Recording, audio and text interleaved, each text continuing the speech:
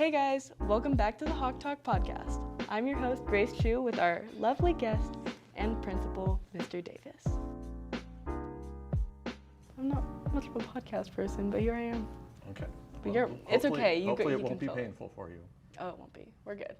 I love talking. That's Ah. we're good. You seem very comfortable. Yeah, Okay, so I'm gonna go to one of our questions, Sure. So, what do you do on a daily type thing for your job? I don't know.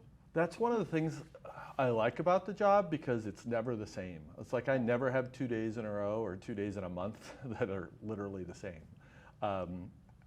So it just depends greatly. I love to get into classrooms and watch teachers and watch students learn. And so any day I can do that is a good day. I think this week, I can't remember, I want to say it was Monday or Tuesday, I spent all morning going into classrooms, and then today, just because of other stuff, I only got into a couple. But then yesterday I was at a principal meeting for 4 hours in the morning. So it's just, every day is a little bit different. I mean, because I can go into any classroom. If I'm feeling like I want to hear a song, I go into choir or band, So and I'm entertained. Or if I want to, learn a little bit about science, I'll pop into chemistry for half an hour. I go into French today. I think I was in AP French. I didn't understand a word, but just to see the interaction between, literally, I didn't understand a word, just to be clear. Just to see the interaction between Ms. Karpinska and her students is just really fun, it makes me feel positive. Education sometimes can get a little bit of a negative rap, especially in our I just made up a word, in our modern culture, what's going on in the world today. But I really think what's going on here is so fantastic, and I just want to celebrate it in every day. And so I love being in classrooms. So, and then, I got lunch, so I got to be out at lunch every day, watching that senior gate, making sure nobody gets by me. And that's pretty much what I do. If any day I can get out to athletics after school is a good day. To see, a freshman volleyball game or water polo, it doesn't matter.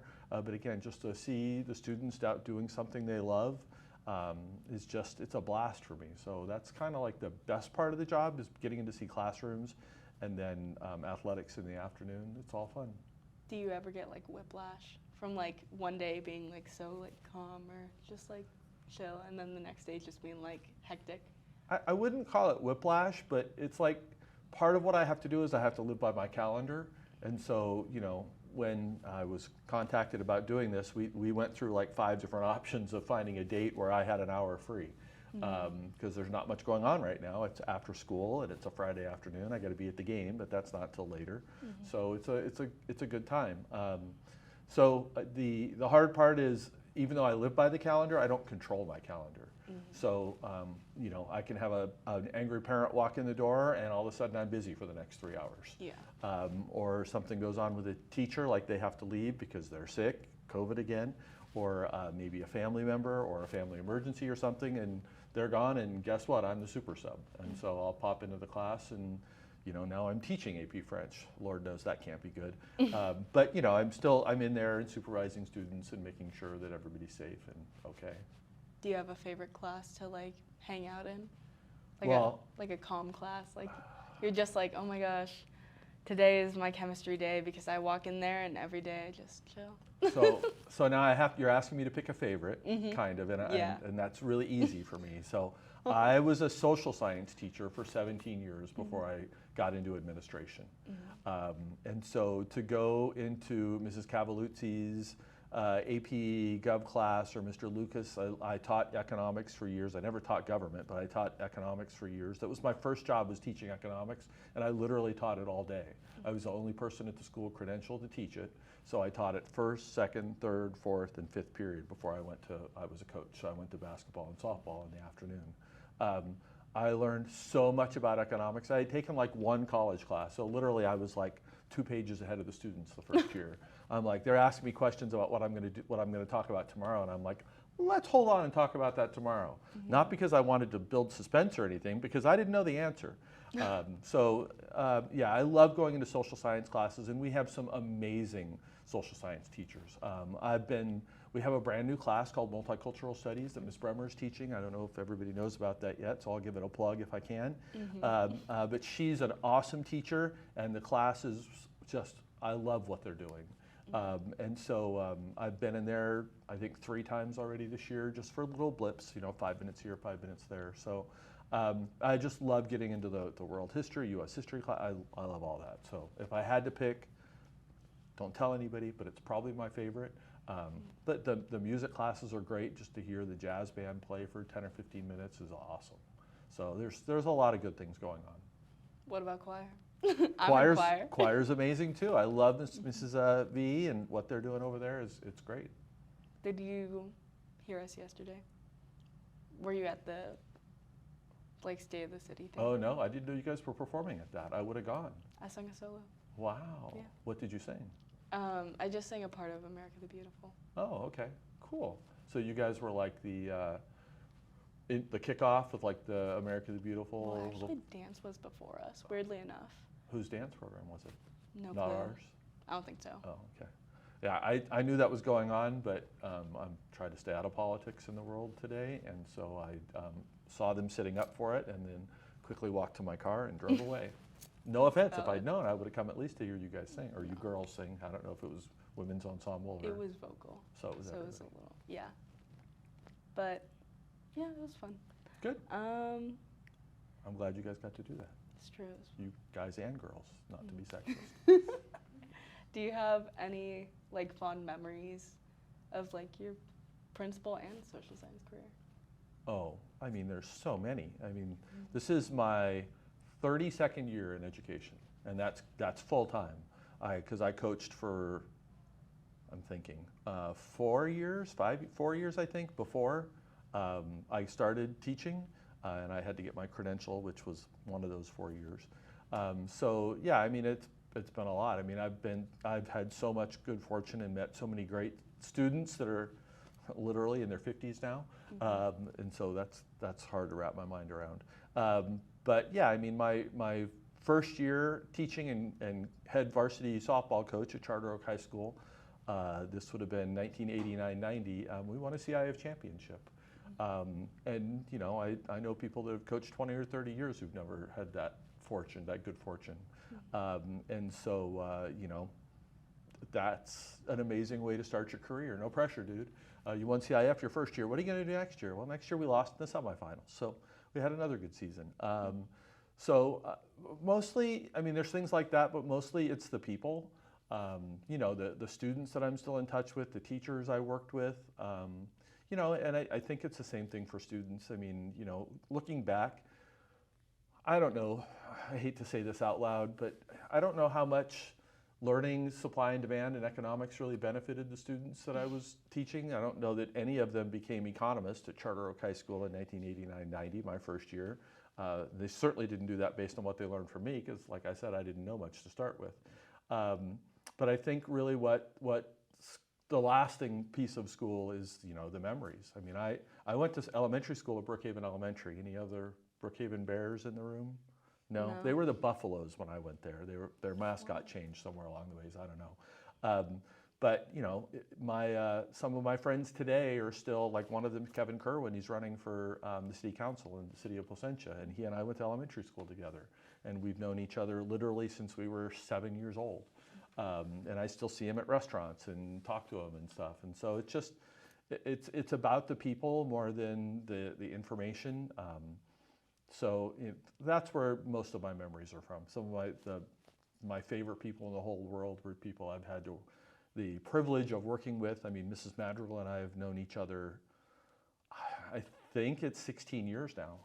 We started at Valencia Tigers. Wow. Well, I was there for 6 years. She was there a lot longer, and then I left, and then we landed here 7 years ago. She was here before me, but so she's just a great friend. I love her kids. Her husband I've known forever, and so they become like a part of your extended family. Like, what's different about El Dorado versus Valencia and the other schools you've taught at? So a long time ago, I made a decision to leave a school, and it was hard. Honestly, leaving, I spent 14 years at Walnut High School, and I loved every minute of it. And the hardest thing I've ever, I could cry right now if you really wanted me to. I'm trying not to. I don't figure that's going to help the quality of the podcast. I don't think it will. Principal sobs in podcast. Oh, there's a headline. Leaving there was the hardest thing I ever did, but in many ways it was the best thing I ever did, because I came to Placentia Yorba Linda, and really I came here for selfish reasons, because my kids went to school in this district, and so having the same schedule as them, having the same holidays, really helps make life a lot easier when you're a parent, and your wife works and you're trying to be present for your kids. And not to mention, not spending 30 minutes on the freeway each direction. That's a bonus too. Nice. So for me, it was a lifestyle choice. But I think every school has its own personality. It's like a living, breathing thing, and they're all beautiful in their own way. They're all amazing in their own way. Valencia for me was where I started as an AP, and I worked with two amazing people, Rick Lopez, who's the current director of HR, and Jim Bell, who was the principal. Rick was the assistant principal. He came from El Dorado. He taught Serve, or Gear Up is what we call it now. And then he was a counselor here, and then he went to Valencia as an AP, and now he's one of the big bosses at the assistant superintendent at the district. He is one of the most amazing people I've ever met. Literally, I'd watch him. He did all the discipline, and so I'd watch him discipline a kid, and he would just be like the nicest hammer I've ever met. I mean, he was giving the kid a Saturday, or suspending the kid, or talking about how we were going to expel the kid. And 10 minutes later, the kid was saying, "Thank you, Mr. Lopez. I really appreciate what you've done for me." And it's like, how did he do that? He was just mean to that kid, and the kid not mean. I mean, the kid got what he deserved. But I think kids always knew that Rick had a ton of respect for them, and he still does. And so, it's just a great experience, and a lot of really good teachers. Teachers are just good people, to be honest. I mean, none of us are perfect, but they're just really good people. So every school has its own personality. I think the thing I love about El Dorado is the culture here. That people, they want to be here. It's like a destination school in many ways. Students come from Corona, they come from Chino, they come from Anaheim, Buena Park, Fullerton, to come here because they come here once, or they go to a football game, or they come for a tour, or to one of our showcase nights, and you just fall in love with the place. There's just a feeling, and it's because of the people like Mr. Camposano. Has just got an amazing personality. He loves this place. I mean, obviously he went to school here. He spent most of his adult life here, so it kind of makes sense that he loves it. Otherwise, he's kind of silly for spending so much time here. Yeah. But the performing arts programs here are just tremendous. What Mrs. Switzer does. I can't go another second without talking about Hawk Talk. I mean, I watched Hawk Talk today, and the thing they did on Hispanic Heritage Month was awesome. I loved that. Really? You did? I'm the producer for that. Well, you did a great job. Thank and I you. did not know that. I had no idea when I said that. Thank but you. I loved that whole segment. It was just inspiring. And I think we have so many things to brag about here at El Dorado. I think, but it's really about the people more than anything else. Do you have anyone that you looked up to while becoming a principal and stuff like that? Oh, absolutely. I mean, I mentioned Jim Bell, but really before him, I go back one school further back was Dr. Ken Gunn. And he was the principal at Walnut High School for the first, I think, 12 years I was there, 12 or 13, almost my whole time. And what he got to do is just, to me, it's the coolest thing, and I'm just a nerd for high schools. And just to be clear, I hated high school. When I was your guys' age, I went to Servite High School. Anybody heard of it? Yes. Yeah, it's Anaheim, all boys. Not that there's anything wrong with that. It has its points. But I was not really excited about going there. But that's where my parents wanted me to go, and I was a good boy who did what my parents wanted me to do. So I ended up there, and didn't enjoy it particularly. But anyway, that's not the point. That's not what you asked me. So, so in the 1960s, they opened Walnut High School, and they hired Dr. Ken Gunn as their first football coach. And after like coaching for, I don't remember the exact details, but 5 or 10 years, he went on and became the athletic director. And then he became a counselor. And then he became an assistant principal. And then he was the principal for 15 years. Nobody today stays as principal anywhere for more than 10 years. That's just 10 years is amazing. I think the average is like 4.5. It's a hard job, which I can attest to. But to do it for 15 years is just, it's huge. Both his kids, I think he had 2, or may have had 3, but both of them, I'm pretty sure his 2 kids both went to the school, Walnut, and so he got to see them as a coach, as an athletic director, as a counselor, and surprisingly enough, they both grew up and went into education. One's an assistant principal at Glendora High School. And so, I mean, you know, just hearing his story and getting to know him and working as closely with when I did, or which I did for, you know, 12, 13, whatever it was years, just made me know that, you know, he's the first one. I was a full-time teacher, and he was the first one to come up to me and said, it's kind of the shoulder tap that nobody really expects, and says, have you ever thought about going into administration? I looked at him like he was insane, and I said, no, why would anyone want to do that? I don't want your job. And here I am, you know, 20 years later, exactly where I said I didn't want to be. So he convinced me that I could do more in an office as an administrator than I could in a classroom. And so kind of set me off on the path, and sometimes I hate him for it, and other times I love him for it. But, you know, he passed away a few years ago. I got to go to his funeral. So this is really emotional for me. I don't know what my problem is today. I'm having a hard time keeping it straight here. Anyway, so he's been one of the biggest influences on my career, but there's a lot of others. When they decided that wasn't appropriate, they had people go into the bathroom and smoke. Guess what? They're vaping now. I mean, has the world changed that much? I don't think so. I mean, I think we look at the world and we talk about how it's changed, or some people maybe talk about how it's changed, but I think there's a lot more that's the same than what has really changed. And it's just, I think, you know, we have this, it's not just like an American thing. I think it's a universal thing where we see the world as being the good old days. We always talk about the good old days. Oh, I remember the good old days. And really, I don't think it's changed that much. As a person who taught history and who studied history, you know, we've been doing stupid things like smoking for years, and I don't think it's going to change much. I mean, girls were getting dress coded for clothing. Not at my high school, of course, but at El Dorado, I'm confident, back in the 70s and the 50s. And, you know, I talked to my mom, who's a generation or so before me, and, you know, she talks about getting dress coded and drinking in high school and things like that. And it's like, well, honestly, I don't know that the world's changed or high school's changed that much. I mean, there are things that have changed. I mean, you look at the invasion of technology. There's like more technology in this classroom than probably existed in the world when I was in high school. Yeah. So has that changed? Well, yeah. Has it changed high school?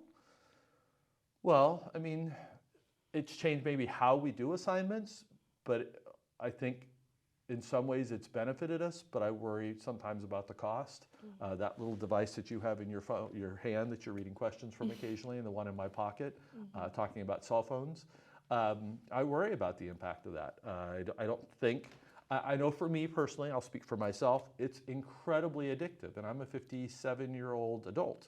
I can't imagine, you know, I see parents using it as a babysitter in a restaurant. They'll hand their 4-year-old their phone or an iPad, and it's like, is that really good for them? I mean, in my day, when I had little kids, I handed them a book. And so maybe it's how they're using it. Maybe if they're reading it, or if there's a book being read, like an audio kind of book being read to the kid. I don't know. I'm not judging anybody, because trust me, my kids had meltdowns at restaurants too. So I was always trying to get them to behave. Has education changed in the last 30 years? Yeah, it has. I don't think the students have really changed a lot. They're still pushing the limits. They're still doing amazing things. They're still, you know, incredibly passionate about some things, and sometimes it's the wrong thing, or maybe not the wrong thing. Maybe it's something that doesn't make sense to me. But, you know, they're still incredibly passionate, and I'd say the same thing about teachers. Teachers are incredibly passionate about their subject or the welfare of their students, or some combination of both. And so, you know, yeah, we've got Chromebooks everywhere, but I don't know that that's really changed education. Like if your teacher gives you an assignment and you're going to cheat on it, does the fact that you have to do it on a piece of paper versus a Chromebook, not that you're going to cheat, but does the fact whether you do it on a Chromebook or a piece of paper really changed how that you're going to cheat?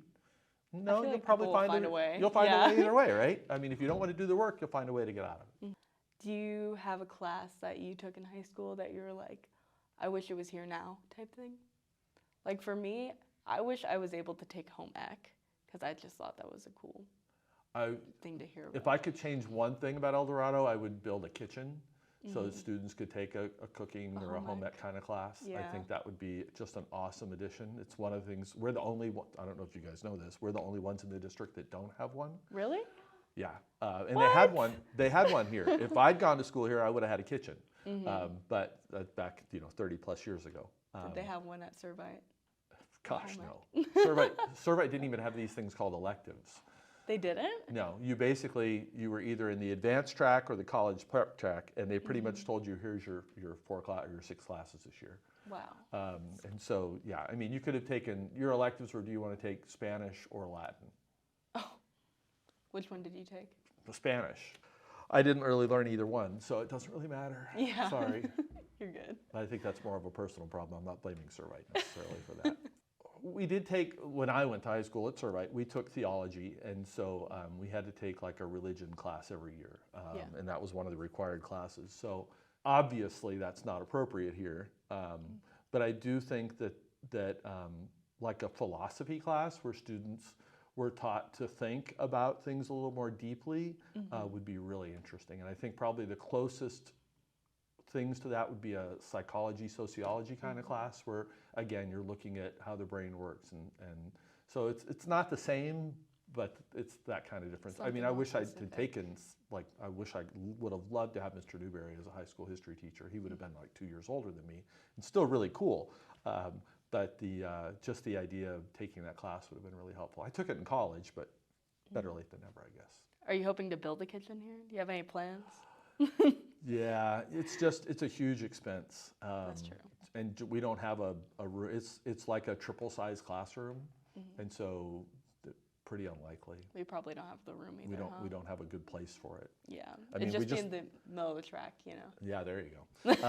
We look at like the Mr. Sampson. He has this dream vision of what a band classroom could look like, and our band is the biggest in the district, and the classroom is, I don't know if it's the smallest, but it's way undersized for how many kids we have in it. And so, so I don't know. I think we have other needs for the programs that we have that make adding programs harder. And then we'd have to add a teacher, and so it's not just the cost of the building. And I mean, I don't know if any of you have a kitchen that's been remodeled in the last few years, but kitchens are really expensive.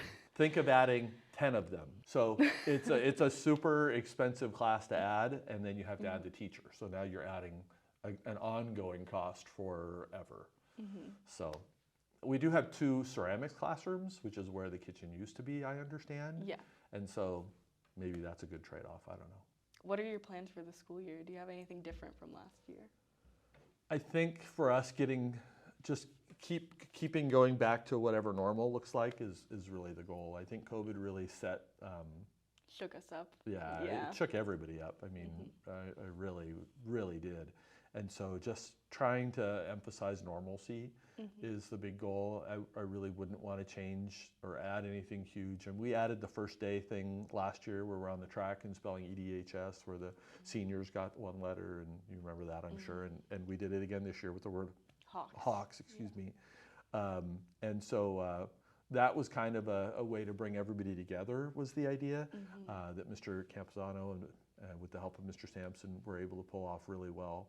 And so I think there's enough tradition, there's enough going on here that I don't see the need to add anything like super big or significant. I really like what we do with the Veterans Day event that we do on campus. I don't know if you guys remember or were around before, but it used to be done on the actual day of Veterans Day, which means there were no students here to witness it unless they happened to be a Boy Scout or happened to their parents drug them to it or something like that. I remember going to that because Really? my brother was in band and choir and stuff. Yeah. So it wasn't that it was poorly attended, it was just that there weren't students as a part of it. And I just think if you're going to have an event like that on a high school campus, there should be high school students involved. And it's just been, last year's was the best. And I haven't seen all of them. I missed the first couple because I wasn't working here. But last year's was amazing. I think it was a captain who spoke, and he had done the research, or he had someone do the research, and he knew about each one of the young men who that memorial is built for. Oh, yeah, And that was great. literally, I think I was sitting there sockless after he knocked my socks off. It was just the best. I couldn't imagine anything better. So it'll be interesting to see how that goes this year. That's coming up in a couple months. Do you have any performances you look forward to? Oh, I love going to see games? the band perform at the band pageant, the district band pageant, or I've gotten to go to Citrus, I think it's Citrus College, and see the I don't even know, I can't even think of what that's called, but the regional competition that they go to. And then Tinsel is one of my favorites. I love Tinsel. Getting out to see Mock Trial perform at least once or twice a year is always great. I love, I coached for 4 years before I started teaching, and then every year I coached the first probably 15 years I taught. And most of those years I coached two sports. I coached basketball, either boys or girls, wherever they needed me. And then I coached softball most years. And so I love what athletics adds to a high school campus. And I never played 1 minute of high school sports. So you don't have to have any athletic ability to get out there and coach. I think I've proven that. And then, but I love like getting out to other things that are just kind of, nobody gets to go out to see girls or boys golf. It's just such a weird thing. They go off to a country club or a golf course somewhere and they play, and it's like they're in such isolation, but it's the most fun to go out there and get in a golf cart and follow them around for an afternoon. I haven't gotten to do that in the last couple of years. It just hasn't worked out on my calendar, but I hope to get out there and see Coach Chavez or Coach Mounts and the teams play. There's so many things that goes into a high school year, even though some of them are not necessarily things I look forward to, but they end up being such great celebrations. And the one that I go back to every year it's either the fall showcase, or we're talking about 8th graders and trying to get them into high school here, or the spring one that we've rebranded a little bit. But whatever those are called and whatever those are, those end up just being such great celebrations of El Dorado culture. And seeing, all the performing groups and all the kids out there trying to encourage other kids and kind of selling their program and bragging about all the fun they're going to have. Those are just fun nights. They're not fun to plan and put together and organize, but the night itself is really fun. Yeah. I even like back to school night.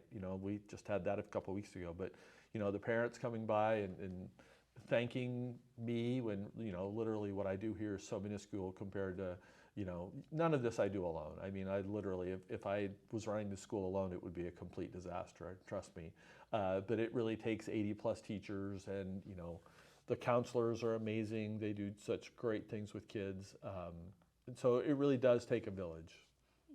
So there's a lot that I look forward to in a school year. I've never heard of the 5-star system. Do you know what that is? I'm pretty familiar with it. Would you like me to tell you more about it? Of course. Yes. So we started playing with 5-star. Mr. Campuzano, I think, saw it at an ASB conference, and he brought it to us probably like 5 or maybe 6 years ago, and said it would be so nice if we didn't have to highlight kids' names to get them into the dance.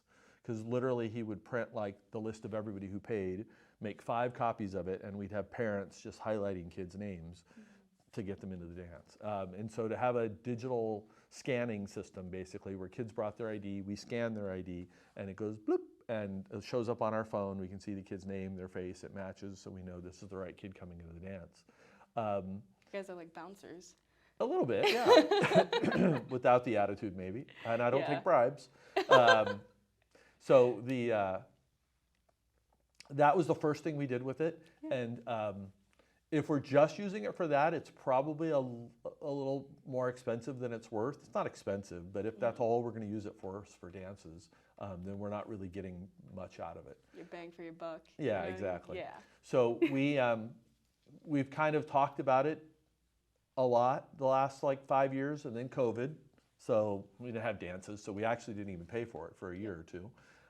And then the middle of last year, he asked if we could bring it back. So we scraped together the money and we brought it back with the intention of really, let's find out how we can use it more. And so we're using it.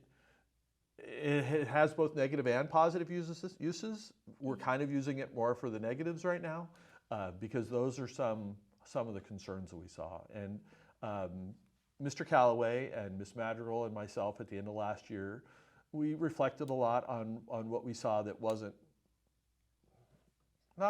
working. It wasn't working as well as it could. We found problem areas that we wanted to adjust to.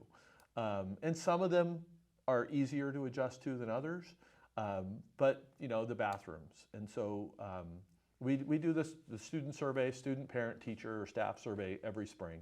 And so at the end of the year, like in April or May, I got the results and I started looking at them, and just for the second year in a row, huge just criticisms about the bathrooms and what goes on in there. And it's not just the vaping, it's the lack of bathrooms. If you're a guy on this bathroom, I think you had 8 places to go. And some of those places, and most of the people listening right now, at least in the room around me, currently, not recorded later, are girls. And so I'm assuming you haven't been in the boys' restrooms. No. Okay. And thank God. Yes, you don't want to.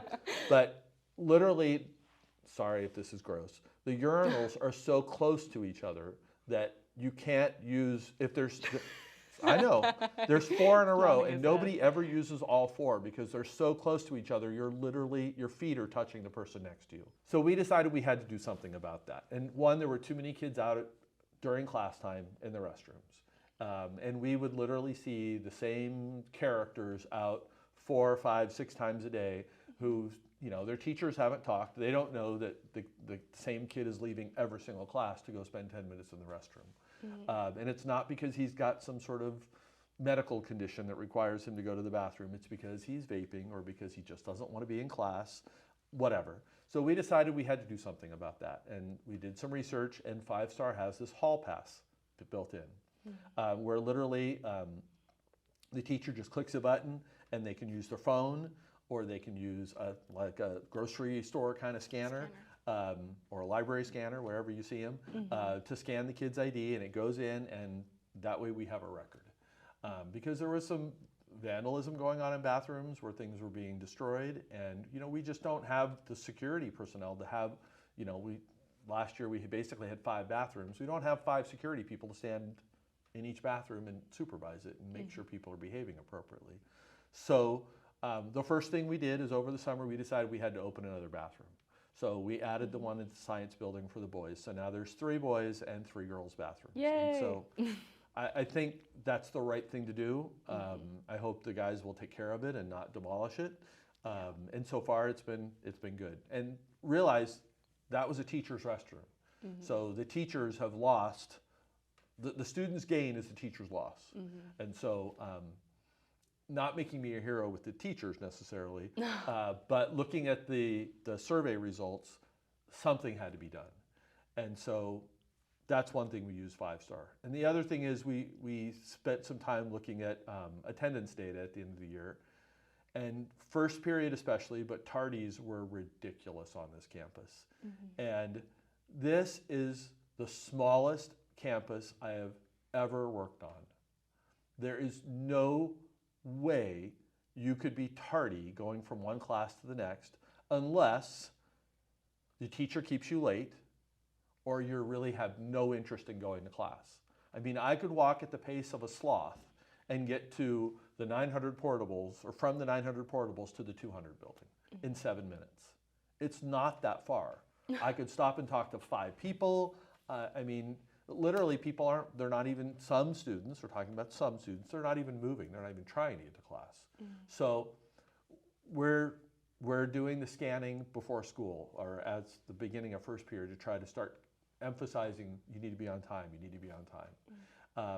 So again, we're using it only for negatives right now, but there are a lot of positives that we just we haven't had the time to put in place. And so it'll do like a point system for students. And so like, you know how we do, what's our big spring assembly? What's the class competitions? Nonsense in the Nest. Yeah. So we could actually use that to, like when Mr. C says, okay, if you dress in your class colors today, everybody, you get a point. And you can put it on the cards. Yeah, we could put that on 5-star and scan it. But it's just a matter of getting it organized, and you have to set it up and put everything in. It was just amazing to me. I'm such a ding-dong sometimes. But we told all the teachers we were going to do this, and we had a leftover ID card from a dance last year, and it wasn't even an El Dorado kid. So because we wanted to test it out and make sure it worked, I added that kid to 5-star as a student, and then I used that as a demonstration, like for the staff before students came back. Yeah. And then the first day of school, I got like 5 phone calls that it didn't work. 5-star won't work. 5-star won't work. And I'm like, what is wrong with you people? So I went over, I got the sample ID card, and I scanned it, and it worked. And I'm like, it works fine. And then I realized, oh, I didn't put the other 2,000 students that actually go to school here in it. Duh. And so I literally just had to download them all out of Aries and dump them into 5-star. And within like 30 seconds it was working. Yeah. So it's been easy to use, and I'm glad we have it, and I hope we can start using it for more positive things and less negative things. Yeah. To end this off, I have a final question actually. Do you have a final kind of message or something that you've learned over the years that you wish you knew, going into, I guess, life? That's a hard one. Do you think it's that philosophical class that you're talking about? I think so much of life is showing up for people, being present for people that you care about. You can do it to me again. It's like the 4th time. Probably the most important decision I ever made was to support someone, and we were dating at the time, and she wanted to go off and do a missionary program and leave for a year and go to Detroit and work in the inner city with a whole different population, and we were pretty serious about each other. But I decided that if it was meant to be, it was meant to be. And so, I don't know if you heard the phrase, but love is a decision. And so I decided I was gonna try to make it work. And she came back a year later, and we were engaged by then, and we've been married for 30 years last June. Yeah, 30 years last June. And so just that you have so many decisions. So much of life seems like it's thrown at you, and you're just reacting, and you don't have a choice. But you have so many decisions that you make every day. I talked about tardies on campus, and this is just a stupid one, but you choose whether you're tardy. That's not somebody else's decision. That's yours. If somebody wants to stop and talk to you, just keep walking. They can walk alongside you and talk, and let them be tardy if they really want to. But you just have so many decisions in life, and you don't know which ones make a difference. I had no idea how that was going to work out. When she said, I want to go to Detroit and work with this population of people, and I'm like, I could have said, well, if you go, that's the end. Good luck. I'll see you when you come back, but I'm not going to sit here and wait for you. And I decided to write her a letter every day. So I literally put pen to paper. This is before email and all that cool stuff. Cute. Couldn't text, but I literally wrote her a letter every day. And I stole that from my parents, because my dad was in the military. He was stationed in Germany, and my mom was finishing her college education, and he wrote her a letter every single day they were apart until they got married. And so I don't know. It's just, like I said, you have so many decisions that you make that you don't know which one's an important one. So just make them all with a little bit of thought, and decide what's important in your life. Okay. Thank you for listening to the Hawk Talk Podcast. I've been Grace Choo. And I'm Mr. Davis, and this has been an honor and a privilege. So thank you for having me. Of course, thank you. It's the best hour I've spent all weekend. Thank you for tuning into the Hawk Talk Podcast. You can listen to us on Spotify, Apple Podcast, or on Buzzsprout. Come back for the next episode where we will be just as amazing.